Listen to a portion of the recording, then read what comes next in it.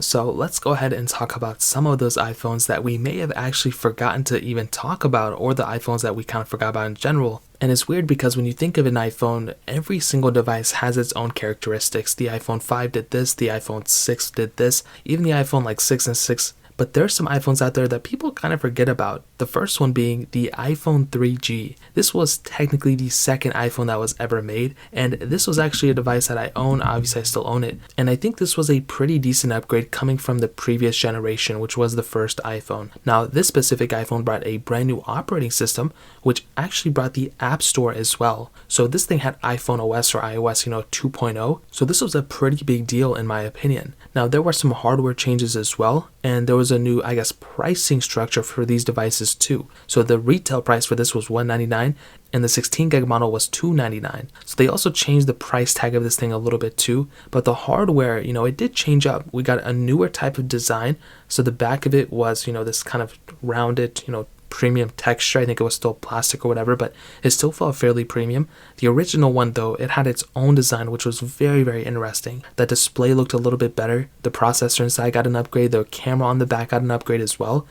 And the battery itself also apparently got a little bit of an upgrade too. So for the most part, this thing didn't sell a crazy amount. There were some issues here and there, but this was a pretty decent upgrade, and I don't really think many people even remember this phone, to be honest, but it was a pretty good phone for sure. Now the next one is the iPhone 4S. Now this iPhone, I think a lot more people probably remember it now, but some people may even confuse this device with the iPhone 4. That iPhone 4 was a big upgrade in my opinion. That was one of the biggest upgrades I think iPhones have ever seen. But with the 4S, that was coming off the back of the iPhone 4. So it didn't really bring anything crazy, and I think when people see the iPhone 4 or even iPhone 4S, I think a lot more people will probably think of the iPhone 4 rather than the iPhone 4S. Now the S, obviously brought Siri. This was actually the last iPhone apparently that Steve Jobs worked on, and it was the last iPhone that Steve Jobs announced, which is actually pretty crazy, and most people probably remember this phone because of that. Now a lot of the things that this phone brought were pretty much iOS based,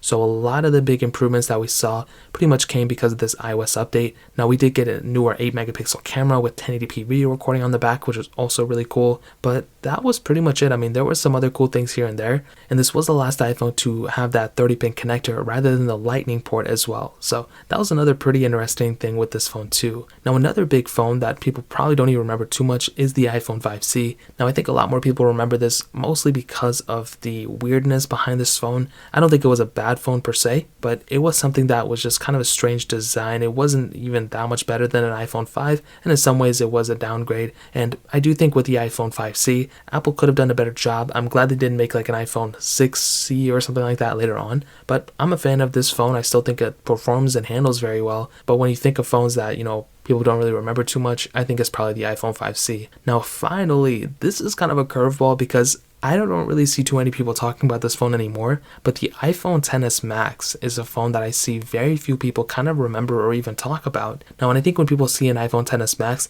they think of like the iPhone, bigger model, they think of the iPhone Pluses, but this was the first, Plus version of a phone that we had in fairly a long time. So I think that was a fairly interesting thing with this type of device, because when you get it, you were getting a phone that actually had a little bit more capability than most people thought.